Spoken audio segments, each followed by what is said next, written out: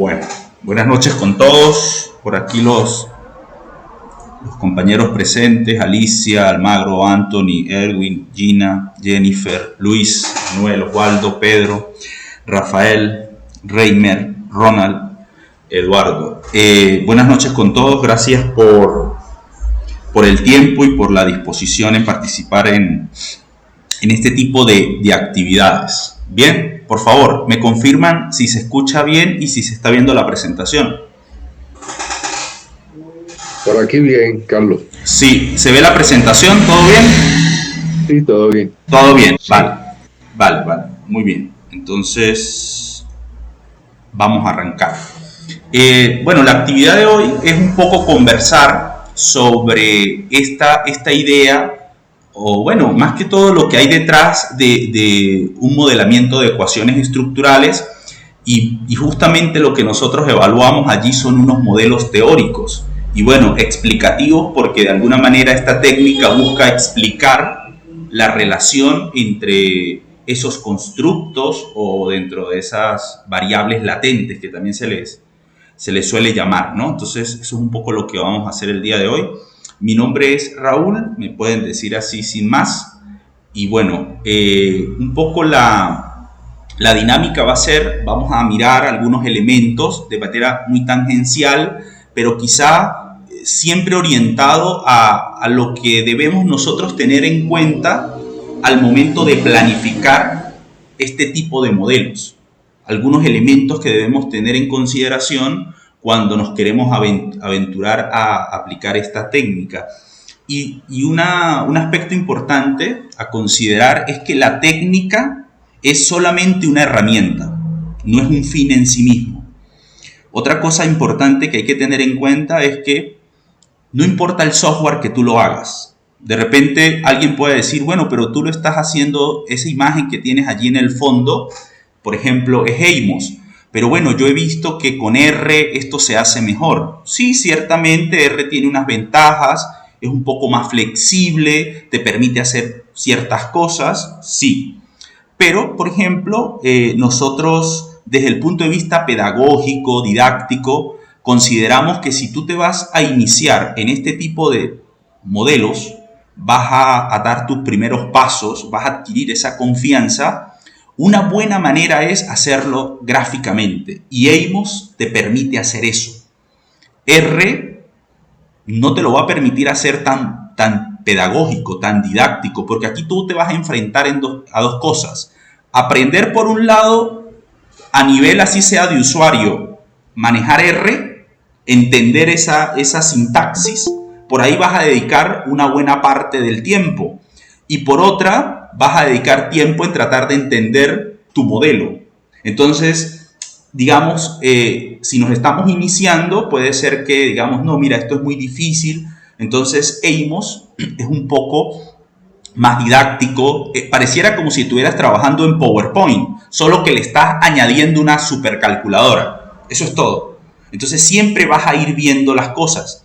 Otra razón por la cual, al menos en términos introductorios, para adquirir esa confianza, como les comento, Eimos nos advierte de errores. Eimos nos advierte de cosas que no debemos hacer. R no te advierte de eso. Bien, entonces, y esto lo digo porque yo corro también modelos en R y corro modelos en Eimos. Generalmente, ¿qué hago yo? Primeramente los corro en Eimos. Y cuando yo los comparo desde el punto de vista de los estimadores, desde el punto de vista de los resultados, son muy similares. Bien. Y bueno, otra ventaja que tiene Eimos es que nos da unos grafiquitos bien bonitos, ¿no? R tienes que meterle bastante ggplot a eso para que te dé un modelo bonito. Bien. En cambio aquí, como les digo, para adquirir esa confianza es bastante interesante. ¿Se me escucha bien? Siempre estoy con ese temor. ¿Sí? Sí, excelente. Vale. Muy bien. Seguimos entonces, muchachos. Seguimos. ¿Qué vamos a mirar hoy? Insisto, de manera tangencial, pero sustancial. Rápidamente, cuestiones que tienen que ver con investigación cuantitativa, pero no es porque tenemos que hablar sobre esto, sino entender que cuando tú haces este tipo de modelos, ¿verdad? O lo tienes dentro de tus objetivos de investigación, estás haciendo investigación cuantitativa. Por tanto, debes de alguna manera enmarcarte en esa lógica. ¿Por qué SEM? Vamos a hablar rápidamente por qué SEM. Y, por ejemplo, alguien puede decir, bueno, ¿y por qué no hago eso con un modelo, no sé, Logi? ¿O por qué no lo hago con una regresión? ¿O por qué no hago solamente una correlación? Porque esa puede ser una pregunta, ¿no? Entonces, un poco lo vamos a comentar hoy. Las fases. El modelamiento de ecuaciones estructurales para, digamos, evaluar esos modelos explicativos son un diseño metodológico en sí mismo. Entonces hay que mirar esas fases. Dicho sea de paso, esas fases generalmente tú las tienes que reportar con cierta solvencia en un artículo, si es que lo vas a poner en un artículo, o en tu trabajo de tesis, donde lo vayas a poner. Entonces, esas fases tú las deberías desarrollar con cierta, ¿cómo se llama? Generosidad, para que un lector se entere cómo fue tu proceso, porque puede ser que un lector se interese por replicar tu modelo en otro contexto. Entonces, si tú de repente no das suficiente información, tal vez los resultados de ese investigador difieran bastante de los tuyos, ¿no? No quiere decir que no vaya a diferir o no vayan a haber unas diferencias, pero quizá van a ser menores, ¿bien? Y algunas referencias que podemos revisar para un poco ampliar esta idea, ¿bien? Entonces, esas generalidades. Cuando nosotros trabajamos con investigación cuantitativa, de alguna manera nos estamos circunscribiendo a lo que es investigación científica. Y una cosa muy interesante que rescato de esta cita, ¿no? Que de hecho esto es un autor, a mí me parece bastante interesante, ¿no? Aun cuando sea del 2002, me parece que es un autor que sigue estando vigente. Ustedes saben que una cosa es una diferencia, o sea, una cosa es que sea actual y otra cosa es que sea vigente, ¿no? Este señor, bueno, estos dos señores, este texto todavía es bastante vigente. Y aquí hay un aspecto bastante importante. Por ejemplo, miren, nos debemos guiar de la teoría, después vienen las hipótesis que yo establezco de las relaciones que pueden darse entre esas variables. Entonces miren que la teoría nos va a guiar de alguna manera. Miren que las hipótesis se construyen a partir de la teoría. La hipótesis no es un sueño, no es una corazonada que tiene el investigador. La hipótesis la debes deducir. Por eso es que una investigación cuantitativa es hipotética deductiva. ¿Bien? Entonces, bajo ese aspecto fundamental debemos centrarnos. Siempre que tú vayas a hacer un modelo explicativo, sencillo, por muy elemental que este sea, por muy básico, debe tener un sustento teórico y esas hipótesis deben desprenderse justamente de ese desarrollo teórico bajo el cual tú te estás anclando. Eso es fundamental. Y claro, eso de alguna manera te permite esto, ¿no? Que digamos de alguna manera es el fin último de la investigación científica, generar un nuevo conocimiento. ¿Listo? Y luego, bueno, tú puedes resolver problemas, en fin. Pero en principio el fin último es generar un nuevo conocimiento que tú puedas replicar y que a su vez tenga cierta validez, ¿no? Y justamente describir con cierto detalle el método que desarrollaste y todo lo demás te va dando esas características. Entonces, una vez que tú identificas lo que quieres conocer, ¿verdad? Existe la línea de investigación, porque siempre vas a tener una línea o siempre va a haber una línea de investigación, siempre va a haber alguien o mucha gente que ha trabajado esas variables que de repente tú tienes algún interés. Bien, entonces, si alguien ha trabajado de alguna manera esas variables, esos constructos, pues yo puedo ir mirando antecedentes investigativos, es decir, yo me puedo ir apoyando en ellos. porque también esos antecedentes, esos resultados previos, me va a permitir luego, por ejemplo, discutir mis resultados. Bien, decíamos hace un momento, nos guiamos de la teoría para poder hipotetizar esas relaciones. Y claro, esas relaciones, ¿de dónde las puedo deducir? Justamente de la línea de investigación. Ciertamente no todo lo vas a conseguir, como se dice, como anillo al dedo, ¿no? Pero tú vas construyendo. Lo que quiere decir es que de alguna manera, como tú vas construyendo, vas justificando. ¿Bien? Entonces, en la línea de investigación tú vas encontrando esos elementos. ¿Qué otros elementos tú vas encontrando en esa línea de investigación? Variables que tienen que ver con tu trabajo directamente, ¿no? Las variables centrales, digamos. Pero tú también puedes encontrar variables que cumplan un rol mediador, si es que es el caso, ¿no? ¿Qué es una variable mediadora? Es una variable que te ayuda a explicar la relación entre otras dos variables. Eso es una variable mediadora. O puedes conseguir variables moderadoras. ¿Qué es una variable moderadora? Bueno, una variable que puede cambiar el efecto que hay en la relación entre dos variables. Puede cambiar su magnitud, puede cambiar su dirección. Entonces, ¿dónde nosotros nos podemos ir enterando de eso? En esa línea de investigación, en esos antecedentes. Y también nos podemos topar con variables control. Variables control básicamente son variables que te permiten entregar resultados bastante depurados. Por ejemplo, tú dices que la edad puede afectar tal resultado. Entonces tú lo que haces es bloquear el efecto que tiene la edad en ese modelo que tú estás, digamos, poniendo a prueba. Bien, entonces fíjense que la línea de investigación, usar siempre el elemento teórico, guiarnos por toda esa investigación previa, nos va a ayudar muchísimo. Nos va a ayudar muchísimo. Y también tú te puedes encontrar análisis estadísticos, ¿verdad? Por ejemplo, si tú estás trabajando con modelos de ecuaciones estructurales, vamos a denominarlo SEM, por sus siglas en inglés, tú no tienes por qué estar revisando cuestiones que si correlación de Pearson, que si a componentes principales, que si close. No, a ti no te interesa eso. A ti te interesa antecedentes de esa línea de investigación, donde se haya desarrollado esta técnica. Y justamente en esos análisis estadísticos que se desarrollaron, tú puedes ir dándote cuenta de cómo lo hicieron, porque no hay una sola manera de plantearlo.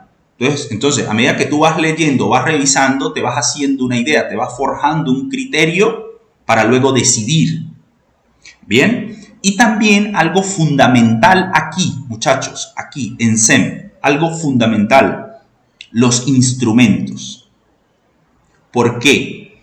Porque resulta que cuando tú trabajas con modelos de ecuaciones estructurales, generalmente tú trabajas con constructos, con variables latentes.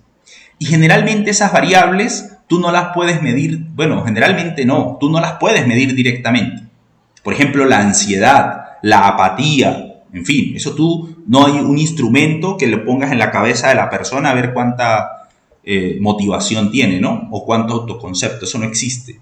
Entonces necesitas un instrumento. Entonces, revisando esas líneas de investigación, pues tú te puedes enterar de ciertos instrumentos que se han venido usando, que tienen cierta evidencia de validez, que van funcionando bien en otros contextos. De repente tu contexto puede funcionar bien, entendiendo que ese instrumento debe usarse en el mismo contexto para el cual ha sido desarrollado.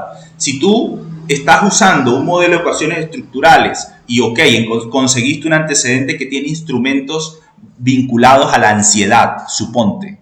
Entonces, la ansiedad, pero digamos en adultos, ¿no? Y resulta que tu contexto, ¿no?, está en adolescentes.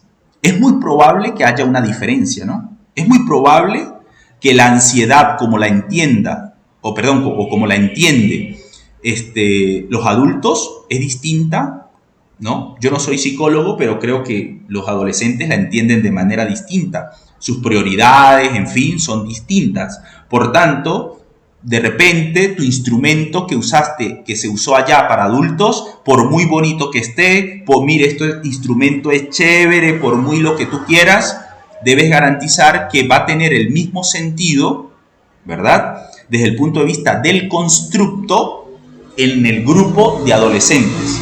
Entonces, ahí tienes que hacer también un trabajo de evidencias de validez. Y eso es un poco también lo que vamos a ir desarrollando más adelante. Pero lo que yo quiero focalizar aquí es la importancia que tiene guiarnos por la teoría. ¿Bien? Entonces, ok, hablamos de teoría, hablamos de que, bueno, una buena manera de plantear un modelo de ecuación estructural es leer, leer, leer, leer y seguir leyendo. O sea que con 2 articulitos que tú te leas y digas, no, pero es que con esto son suficientes porque esto tiene lo que yo necesito. No, eso no es como ir a comprar una camisa o un pantalón, ¿no? No, eso no es así. Realmente tienes que mirar mucho, pero insisto, todo enfocado a la técnica que tú estás, digamos, en la que estás interesado. No puedes estar disperso, viendo que por allá con una, por allá con otra. No. Tienes que focalizar. Si decidiste ecuaciones estructurales, debes garantizar que los 300 artículos que tú metiste en Mendeley y los tienes allí y los estás evaluando, en fin, estén vinculados estrictamente con esta técnica. Si no, estás perdiendo el tiempo, ¿no? Vas perdiendo un poco el tiempo. Ahora, ¿por qué esta técnica? ¿No? ¿Y por qué no una regresión? ¿No? Porque una regresión, de alguna manera, te permite hacer un modelo explicativo. Una regresión, tienes una variable dependiente y un grupo de variables independientes y mira cómo cada una de esas variables independientes te ayuda a explicar esa variabilidad de la variable dependiente y cuál de ellas es más importante o más relevante, ¿verdad? En ese modelo. O sea, listo, eso lo puedes hacer. Te vas a decir, bueno, ya resuelvo con eso.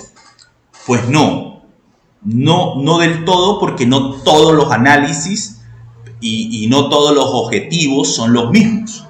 Y no todo, digamos, tiene la misma forma. Entonces, por ejemplo, miren esto que está aquí. Nosotros tenemos que un modelo teórico básicamente es simplificar una realidad, ¿no? Entonces, ¿qué es lo que nosotros hacemos con un modelo? Pues tratar de mirar cómo se relacionan esos constructos. Ahora, tú dirás, pero estás hablando de constructos y no me queda claro qué es un constructo. Bueno, por ejemplo, la utilidad percibida.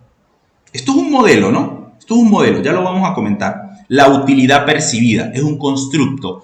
Porque de repente, si tú estás evaluando un producto, suponte, no sé, el uso de una red social. Entonces tú puedes evaluar la utilidad percibida, pero tú puedes hacer una sola pregunta, claro que sí. Del 1 al 10, ¿cuán útil consideras que es esta red social? Bueno, la gente te dice 1, 7, 8, 10, en fin. Pero claro, eso sería una evaluación muy general. Es como cuando yo te pregunto, ¿cómo te sientes? Bien, no, perfecto. Estoy hasta, bueno, tengo miedo de lo bien que estoy. O sea, eso no dice nada realmente. Ahora, si tú comienzas a hacer pequeñas preguntas, pequeños indicadores que te permitan capturar, digamos, el estado de ánimo que va teniendo la persona, entonces necesitas configurar varios ítems. Y claro, con varios ítems te permite tener una mejor idea de cómo se siente una persona, de si una persona es feliz.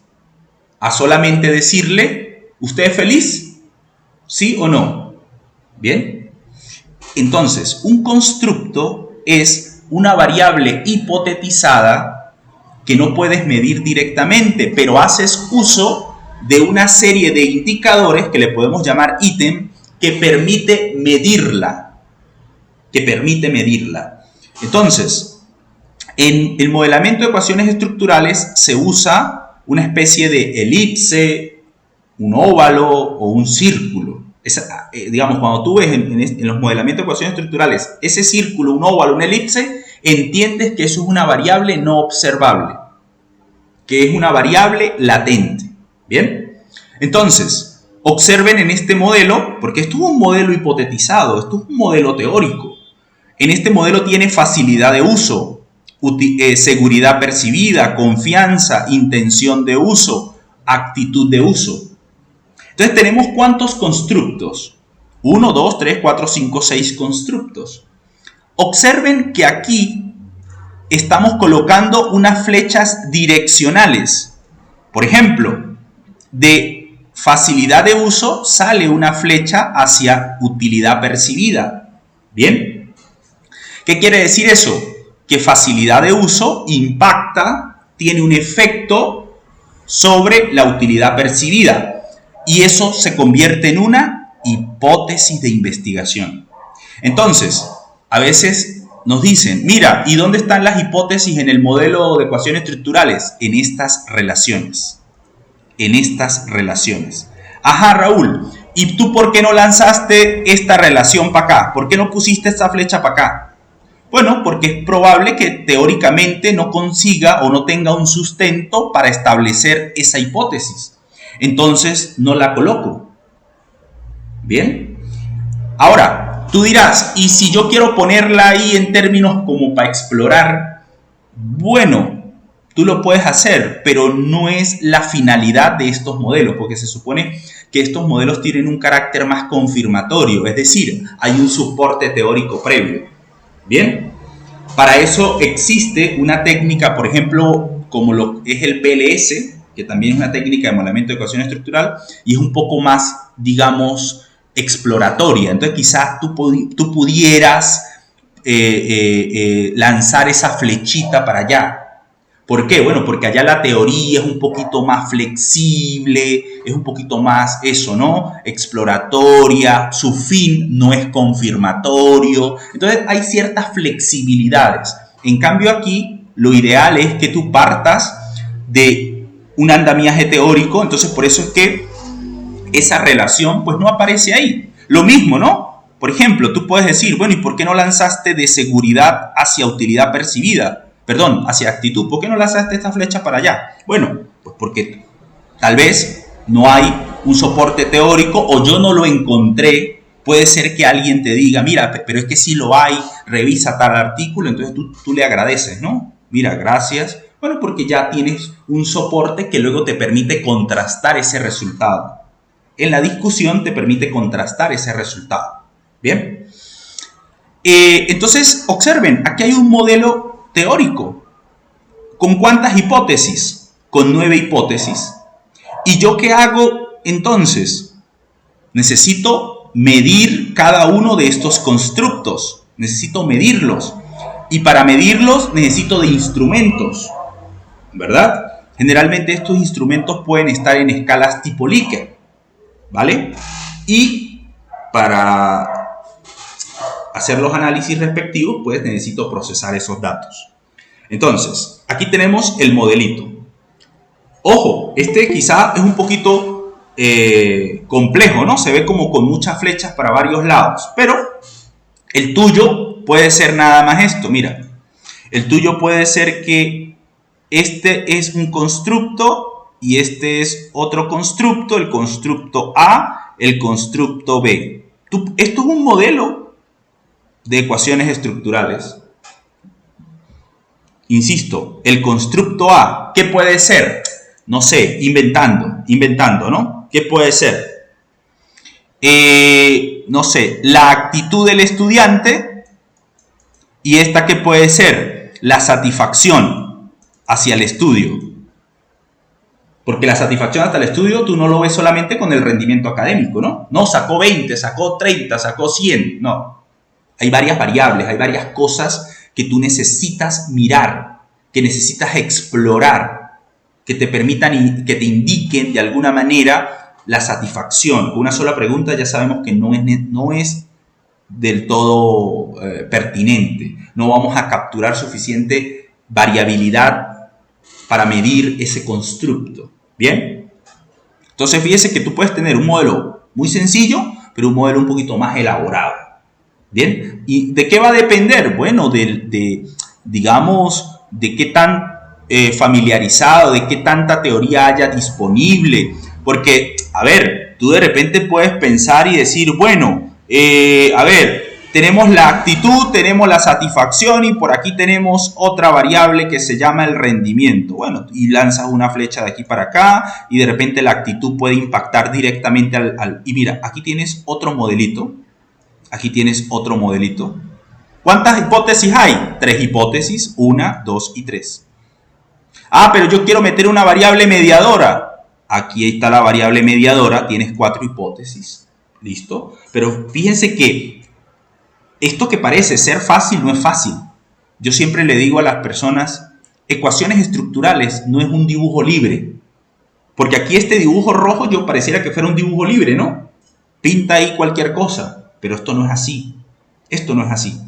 Sin embargo, lo que estoy es ilustrando que lo puedes hacer un poquito más sencillo, también lo puedes hacer más difícil. No, a ver, discúlpenla, no es difícil, un poquito más complejo. Va a depender nuevamente del background que tú vayas teniendo de esos constructos. Bien. Cuando nosotros hablamos de modelos de ecuaciones estructurales, nos enfrentamos a dos grandes cosas. Y esto es fundamental, muchachos. Hay algo que se llama el modelo de medida y hay otra cosa que se llama el modelo estructural. Es decir, tú tienes que diferenciar eso en un modelo de ecuaciones estructurales para poder entender el asunto. Por ejemplo, ¿qué es el modelo de medición? Es básicamente, digamos, la información, ¿no? La información de los constructos que están representados en los instrumentos. Es eso, el modelo de medición. Tu constructo con ese instrumento que lo estás evaluando. Ese es el modelo de medición. Ahora, ¿qué es el modelo estructural? ¿O qué compone el modelo estructural? Las hipótesis de investigación. Más nada. Porque las hipótesis, como lo vimos hace un momento, mira, ¿dónde estaban las hipótesis? En estas flechitas. Y estas flechitas, ¿qué son estas flechitas? Estas flechitas son las relaciones explicativas. ¿Bien? Entonces, pero estas relaciones explicativas son con respecto a quién? Con respecto a los constructos. Mira, este constructo y este constructo se relacionan por medio de esta flechita. ¿Bien? Entonces, el modelo estructural ya vimos que es, ¿dónde opera el modelo estructural? En esas relaciones. Y que eso es lo importante de la investigación. Ese es tu objetivo. Porque a ti lo que te importa en definitiva es evaluar tus hipótesis. Recuerden que las hipótesis no tienen moral. Lo que quiere decir es que no hay hipótesis buenas ni hipótesis malas. Lo que sí hay hipótesis son mal planteadas. Otra cosa, el hecho de que tu análisis con tus datos, se supone que tú hiciste un proceso de muestreo, digamos, serio, digamos, detallado. Se supone que la población o la muestra que tú estás evaluando, digamos, tiene ciertas características similares que están muy vinculadas con esos constructos que tú estás manejando. O sea, tomar una muestra no es voy a agarrar 500 y con esos me voy. No, tienes que tener cierto cuidado, ¿no? Entonces, puede ser, ¿verdad?, que esta hipótesis diga no estadísticamente significativa. Porque esta hipótesis es la hipótesis alterna, la hipótesis del investigador. Entonces tú digas, y entonces quiere decir que esto está malo. No quiere decir que está malo. Lo que quiere decir es que tus datos no muestran evidencia suficiente para decir que eso es así. Punto. Se acabó. Porque si tú partes de que todas las hipótesis de como investigador se cumplen, pues no haga investigación, ¿no? ¿Para qué vas a partir ¿Para qué vas a construir una hipótesis si ya sabes que es cierta? ¿Me entiendes? Entonces no tiene sentido. Por eso el otro, digamos, aspecto importante es que no pasa nada si rechazas o no rechazas la hipótesis. Y una buena manera de darse cuenta de eso es leyendo.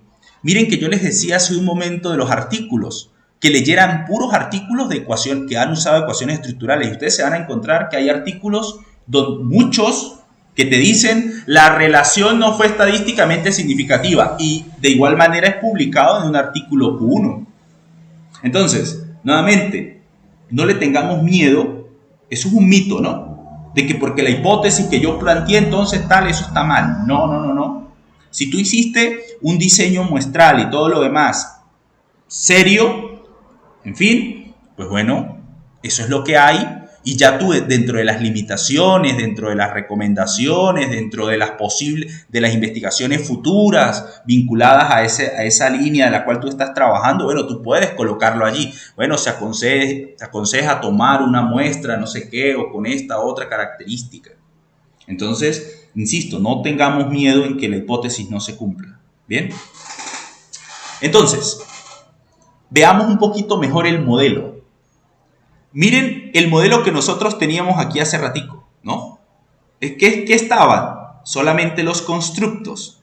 Ahora miremos el modelo completo.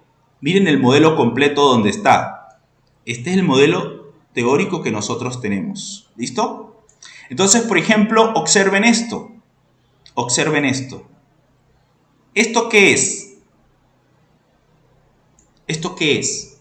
Los ítems que están midiendo la utilidad percibida. El ítem 5, el 4, el 3, el 2, el 1. O sea, hay 5 ítems. O sea que con esto tú estás indicando que vas a capturar la medición de la utilidad percibida. Entonces, si tú luego miras este otro, aquí hay otro constructo, aquí hay otro constructo, aquí hay otro constructo, aquí hay otro constructo y aquí hay otro constructo. Esto que yo estoy señalando o que estoy enmarcando en un círculo allí mal hecho, es lo que se conoce como el modelo de medida, lo que estábamos hablando hace un momento, lo que obtenemos de ese constructo a partir del instrumento, el modelo, cómo lo estamos midiendo. Pero ¿qué pasa? El modelo de medición, ¿verdad?, debe tener unas características. ¿Qué características? Por ejemplo, no es que, yo pregunté 5 cosas sobre utilidad, 4 sobre facilidad, 3 sobre una, la otra, qué sé yo, y bueno, aquí tengo el instrumento, tiré el modelo, vamos a ver qué sale. No porque esto no es brujería, ¿no? Vamos a ver qué sale.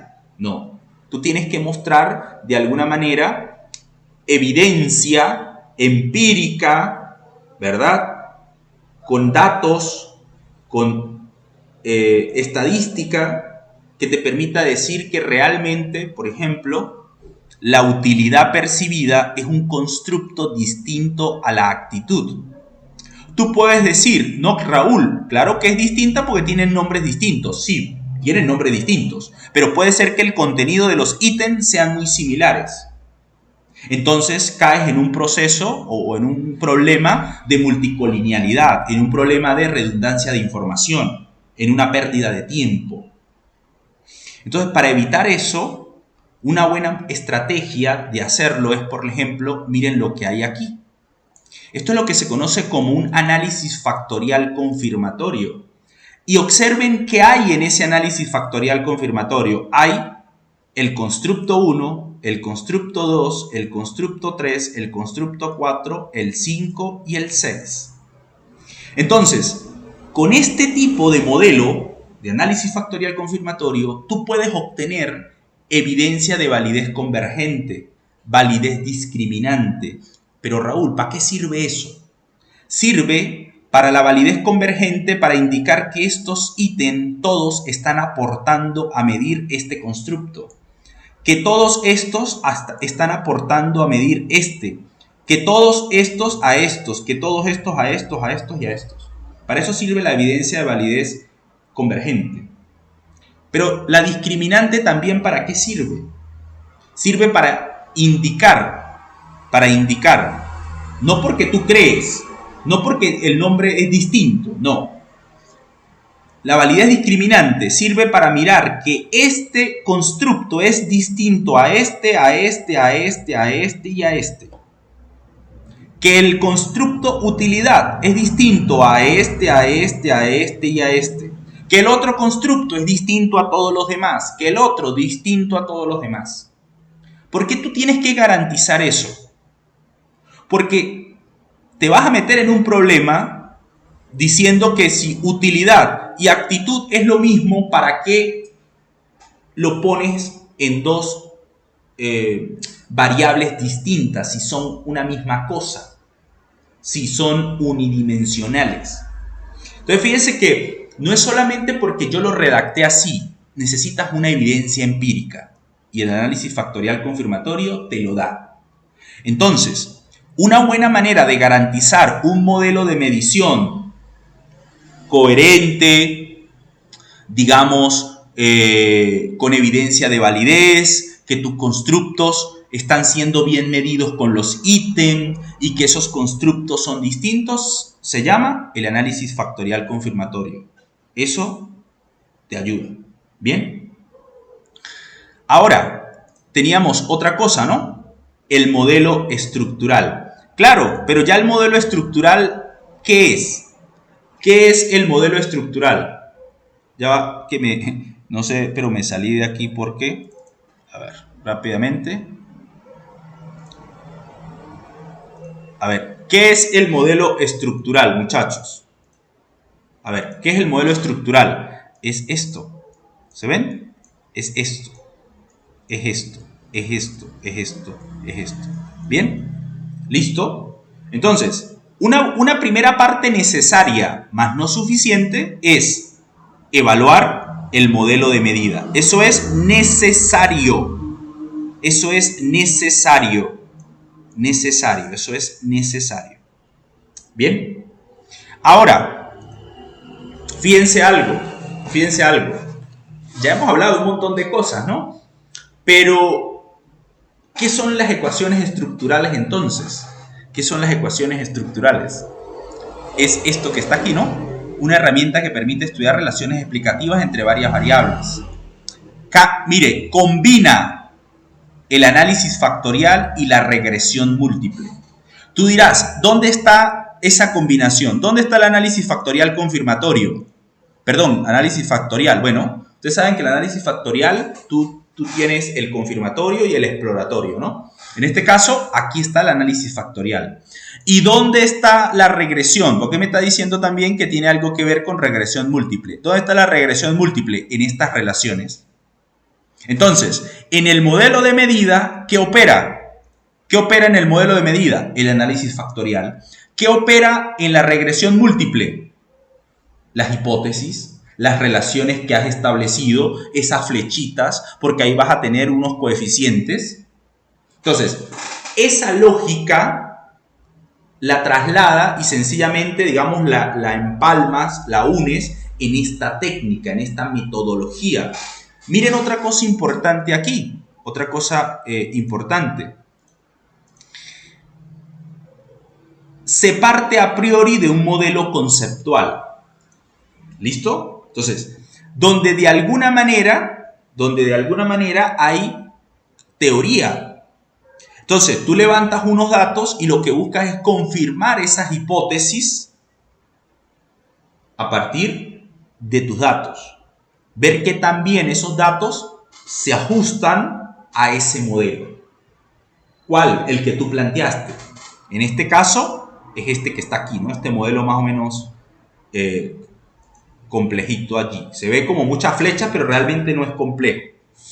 Otra cosa, realmente el análisis o el modelo de ecuaciones estructurales no te permite evaluar causalidad.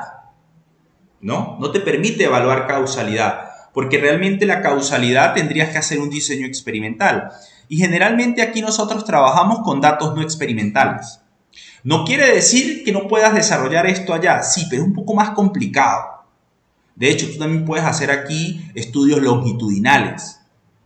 curvas de crecimiento, en fin, pero eso no es muy común. Al menos en el contexto todavía no es muy común.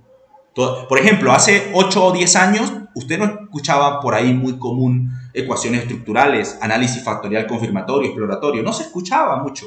Ahora, y gracias a la pandemia y todo esto, ahora escuchamos mucho sobre eso. Bueno, porque se dictan capacitaciones, porque tú lo ves en videos de YouTube, porque en fin, tú puedes acceder a libros, en todo eso.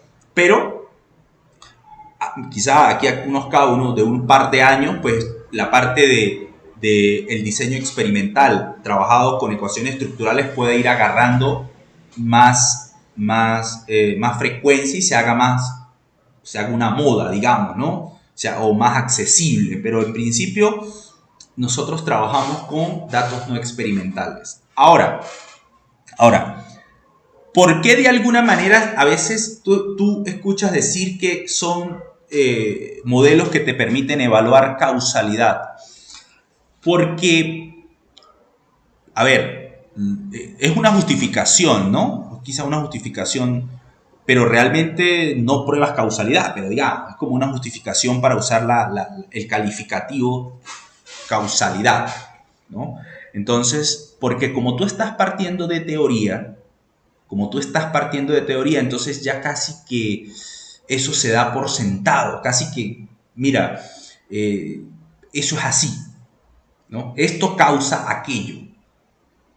Casi que por manejar un cuerpo teórico un tanto sólido.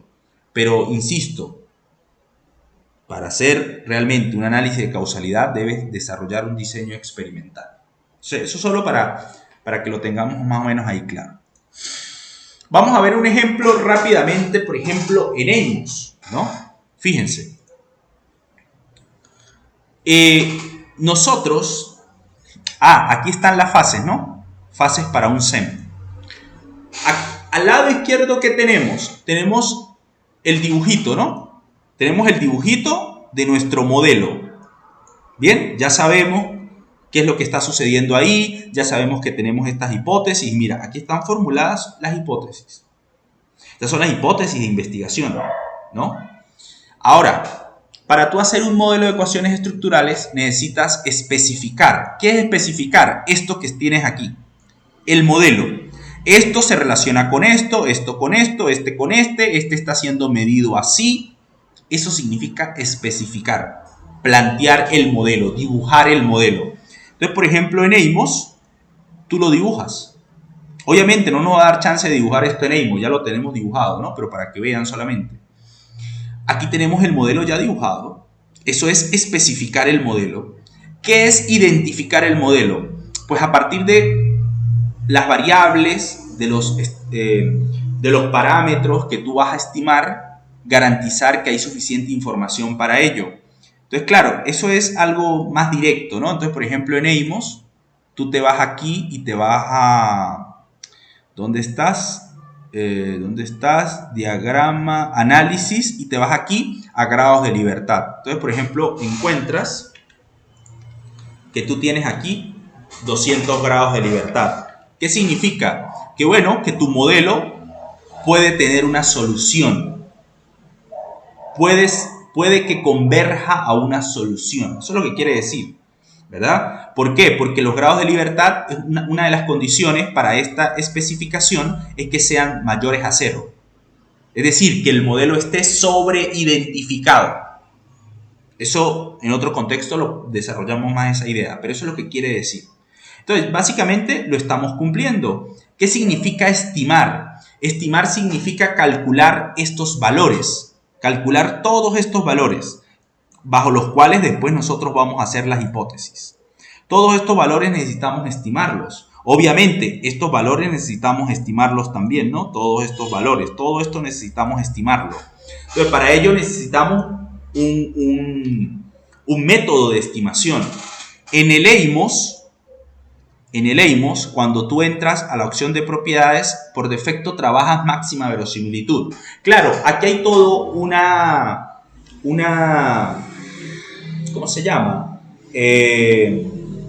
Una discusión, ¿no? Que bueno, que si como las variables son ordinales, entonces tú no puedes usar máxima verosimilitud, quizá deberías usar máxima verosimilitud robusta porque ahí no hay el supuesto de normalidad diferencial multivariada, el coeficiente de Mardia, esto, aquello, lo otro, entonces comienza, ok, sí, está bien todo eso, no pasa nada.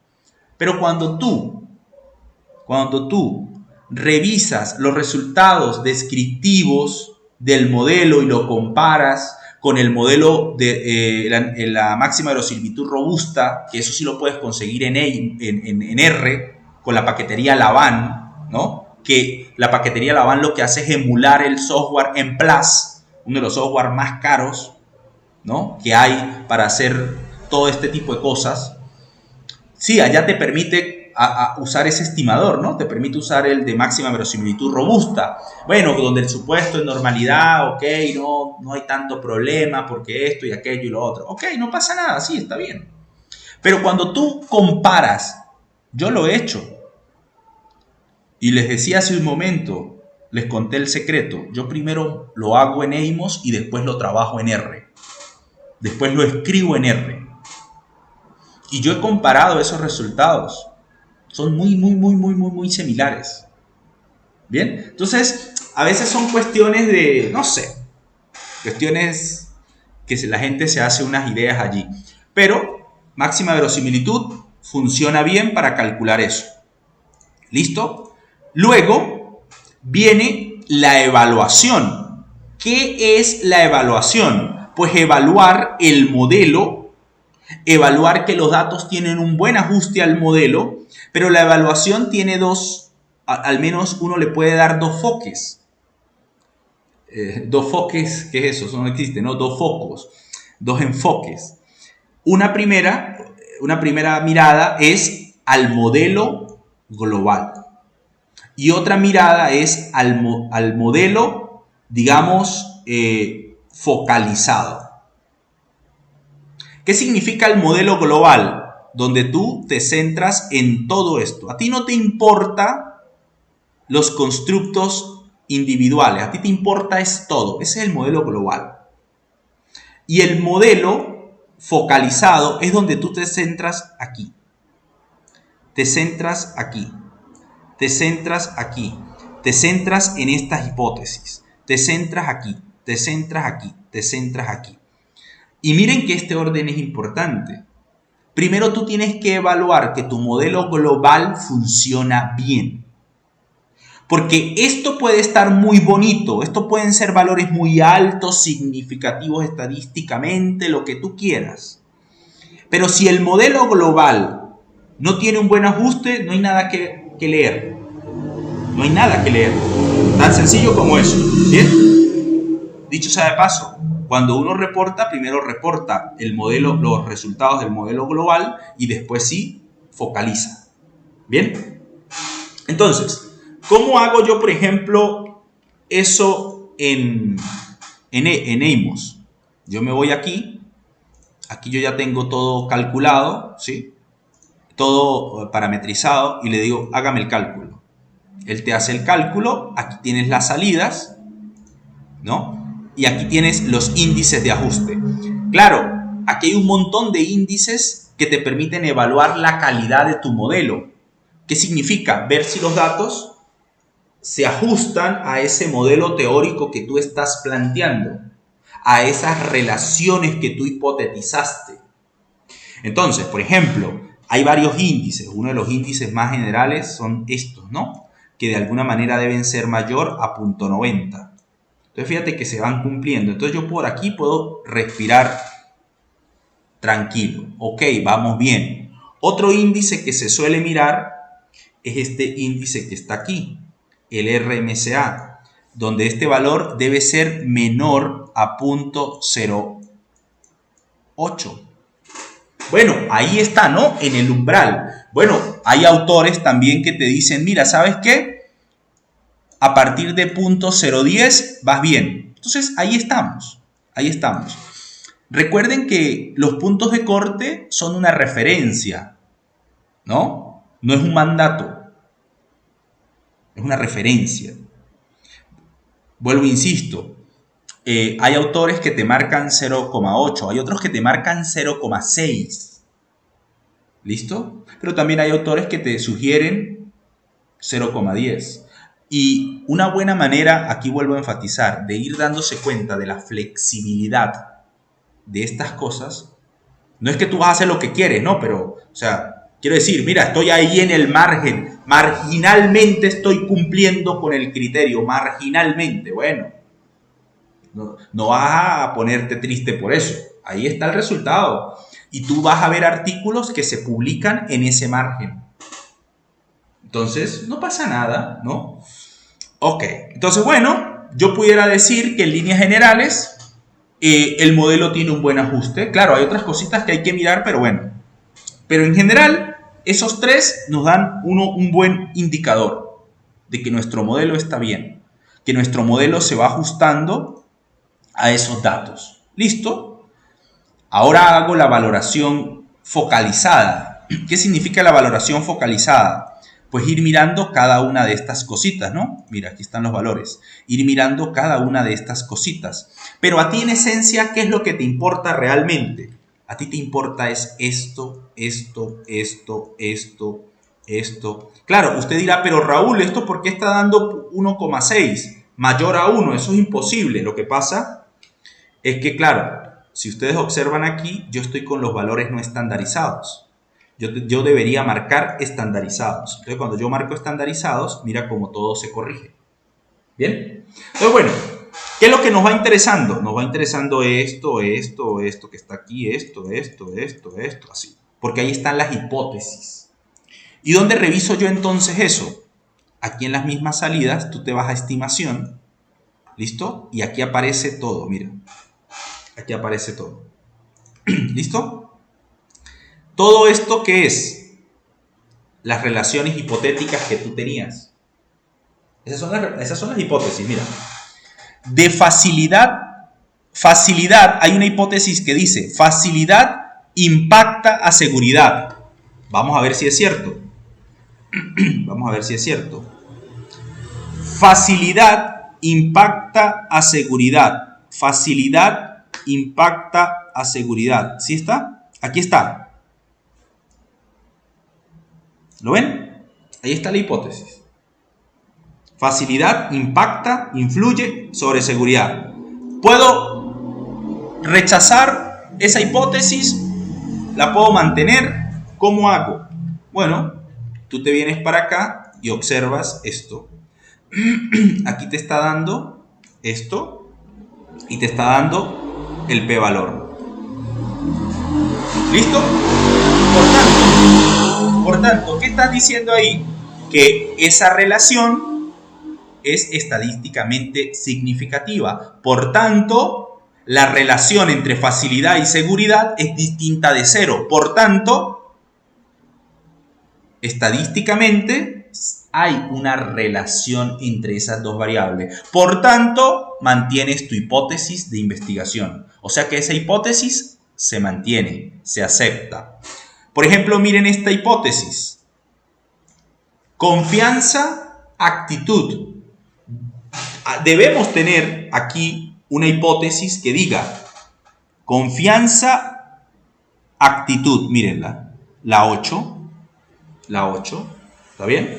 Que es esta que está aquí. La 8, ¿cuál es? Confianza, actitud. Mírenla. ¿Listo? ¿Qué me está indicando? Ya lo vimos. ¿Dónde está? Aquí. Que no es estadísticamente significativa. Por tanto, bueno, esa relación puede ser 0. Porque de eso se trata, ¿no? De eso se trata. Y tú vas mirando lo otro y vas evaluando tus hipótesis, pero aquí es donde están tus hipótesis de trabajo. Ajá, Raúl, y todo esto que está aquí para abajo, pues realmente a ti esto no te importa. Porque ese fue el insumo que tú usaste. Tú de alguna manera ya sabes que esto va bien porque usaste un análisis factorial confirmatorio. ¿Ven? Entonces, ¿qué es esto? El modelo de medida. ¿Qué es esto? El modelo estructural.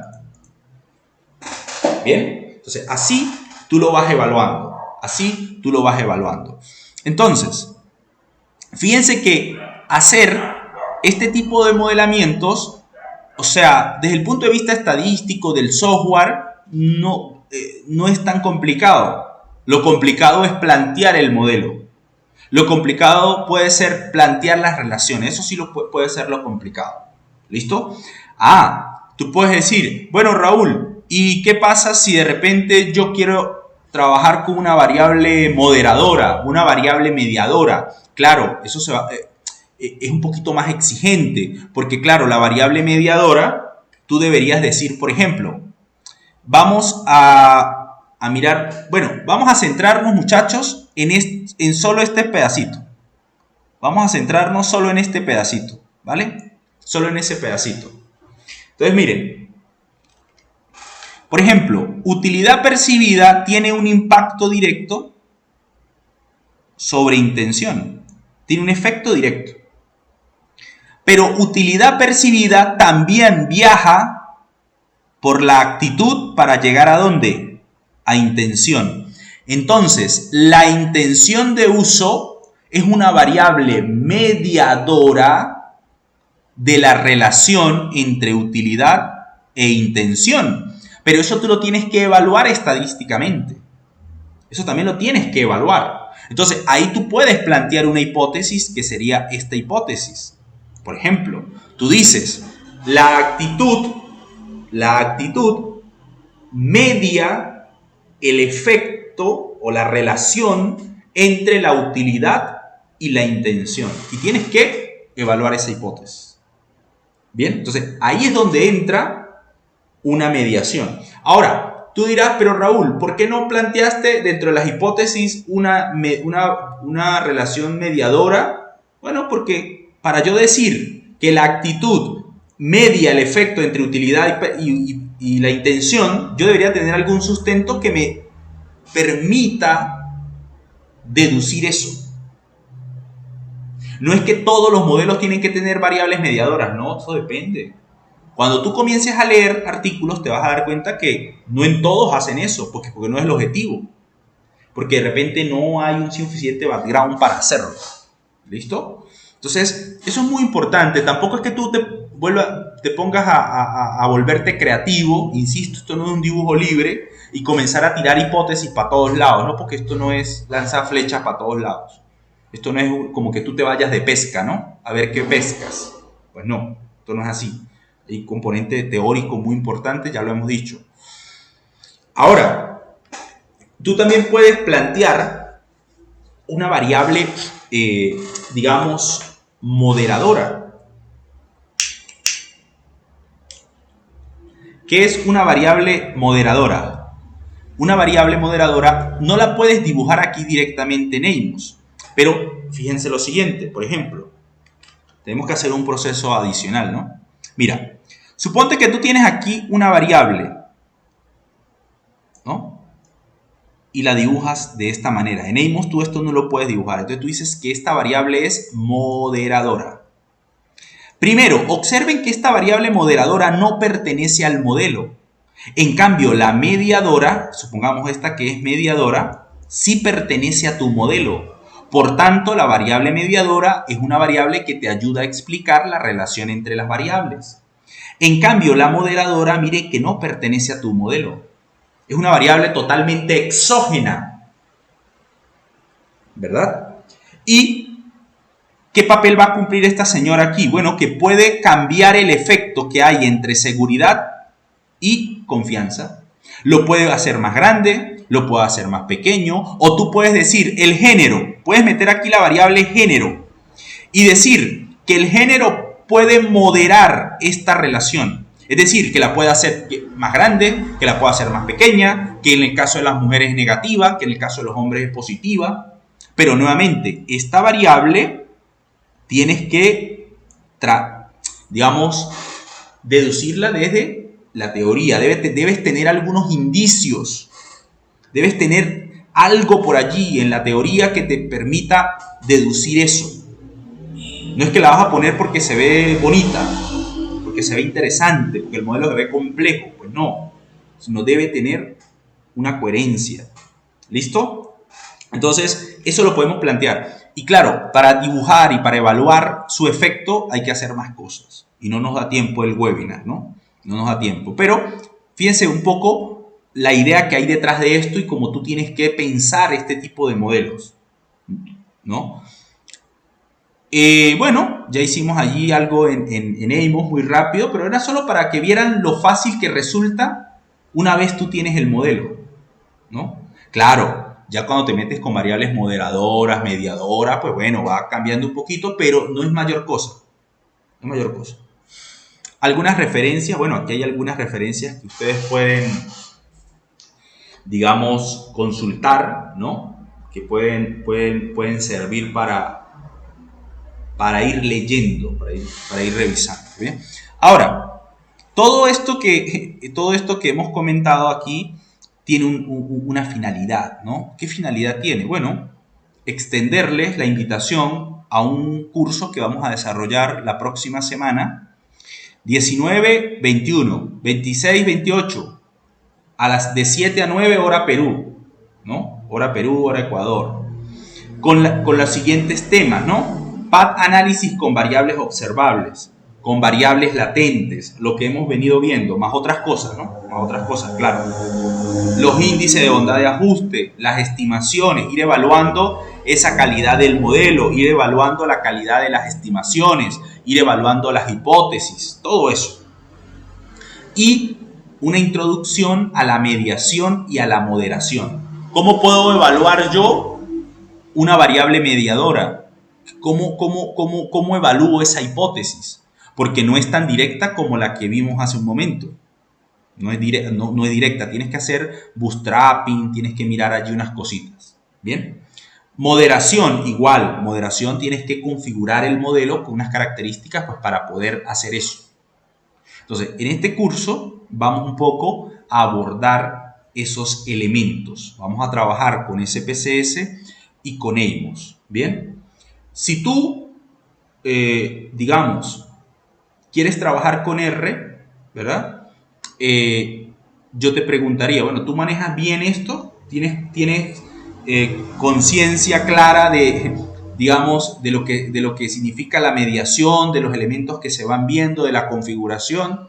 Si tú dices, no lo tengo claro, yo te digo, trabájalo en Eimos primero.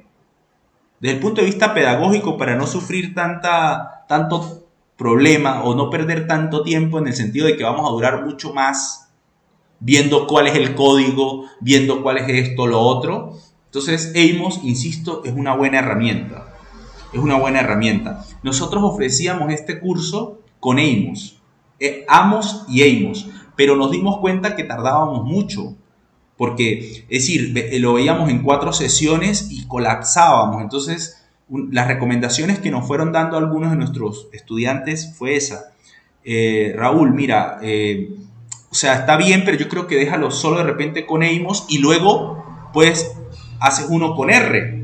Pero que ya tú conoces, sabes qué es lo que estás haciendo. Entonces, es una buena manera, como les comentaba. Entonces, bueno, muchachos, ya no les quito más tiempo. Muchas gracias por su tiempo, por la atención y yo estoy aquí para que me hagan cualquier pregunta, cualquier duda, cualquier comentario. Ahí está nuestro contacto, Estadística Scrap, también pues por donde les llegó el mensaje de la invitación, ¿verdad? Y bueno, yo los escucho. Cualquier duda, cualquier comentario me la pueden hacer. Abren su micrófono.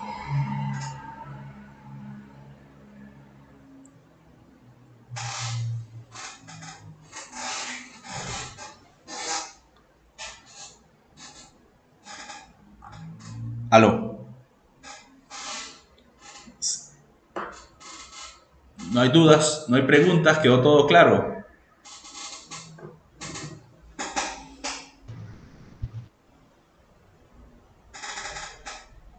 Aló. Ronald, no sé. Claro, gracias, Raúl. Vale. Muchas gracias, interesante la presentación.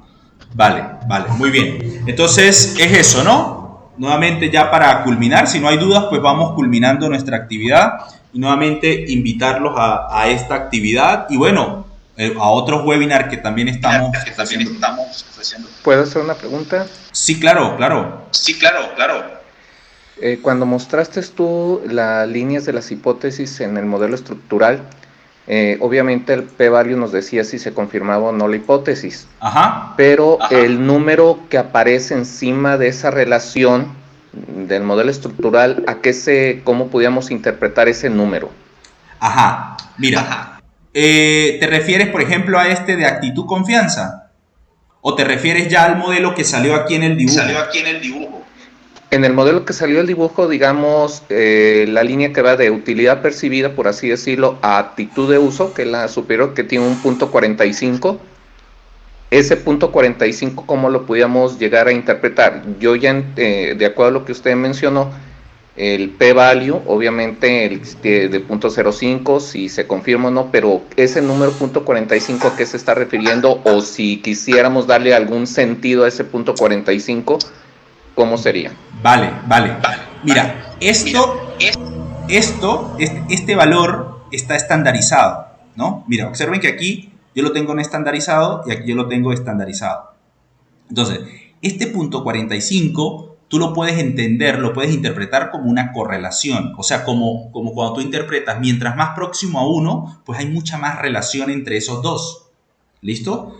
Entonces, así lo puedes interpretar. Ahora, mira, si tú te vas al no estandarizado, mira cómo cambia, punto 48. Ya esto es el coeficiente de regresión. Es como cuando tú quieres construir el modelo matemático, como tú cuando en una regresión quieres construir el modelo matemático, entonces ¿tú qué haces? Pues miras cuál es el coeficiente que le corresponde a esa relación. En este caso es punto 48, pero ya no tiene un sentido de correlación, ya no tiene ese sentido de que, bueno, está próximo a 1, no. ¿Por qué? Porque es un coeficiente de regresión. En cambio, si tú lo miras estandarizado, sí lo puedes leer como un coeficiente de correlación. ¿Listo? Muchas gracias. Vale. Por ejemplo, para redondear la idea, mira, por ejemplo, queda claro que la relación que hay entre este y esta es mucho más grande que la que hay entre esta y esta. ¿Listo? Pero eso lo puedes evaluar así porque tú estás en un coeficiente estandarizado. Ahora, si tú estás en la parte no estandarizada, tú no puedes decir tal cosa.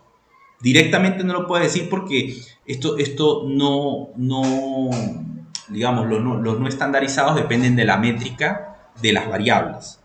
Entonces, nuevamente, para efectos de interpretación, para efectos de reporte de tus resultados, tú lo haces es con los valores estandarizados.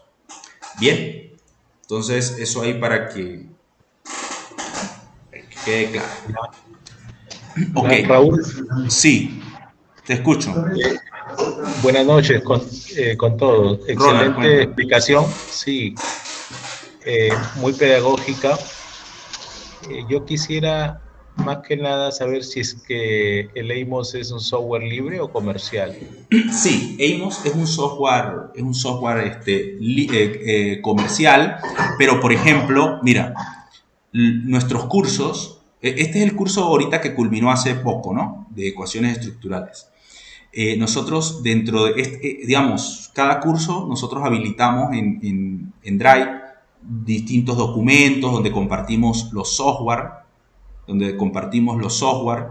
y bueno, las prácticas, todas las cosas que se van dando, las grabaciones también, las grabaciones las ponemos allí a disposición, todo eso, pero es, digamos, comercial, pero nosotros lo podemos obtener, o sea, se puede obtener sin problema. ¿Listo? Como el SPSS, ¿no? Totalmente, como el SPSS. Muy bien. Vale. Gracias. Vale, muy bien. Ok. Bueno, entonces, no siendo más y esperando que haya sido de utilidad y que algunos... bueno, Luis, dime, cuéntame, Profe, Luis. Buenas vamos noches, a estar Luis. en contacto, profe. Sí, yo tengo, gracias por la exposición, interesante. Sí. Yo estoy haciendo un trabajo que tiene que ver, en realidad, con ecuaciones estructurales y además con lo que es un análisis espacial. Ajá. Entonces, voy a querer, pues, terminar con usted para ver la forma como tratamos eso y además, ya, cuenta ya con mi persona, voy a estar inscrito para el curso que comienza el 19. Vale, Luis, muchas gracias, muy amable. Entonces sí, esa es un poco la invitación, ahí vamos a ir viendo poco a poco y es eso, ¿no? O sea, ir adquiriendo esa confianza. No vendemos humo, ¿no? O sea, no te voy a decir que tú vas a salir experto de esto, pero sí por lo menos vas a salir con la confianza de que vas a poder hacer tu primer modelo solo, ¿no? Y entonces, eso, por lo menos eso, experto, uno se vuelve quizás con muchos años, ¿no? Muchos años, mucho trabajo. Pero bueno, esa es un poco la idea. Vale, muchachos, entonces si no hay más dudas, si no hay más preguntas, lo dejamos así y nos veremos en otra próxima oportunidad. Muchas gracias a todos por el tiempo. Feliz noche, que descansen. Muchas gracias.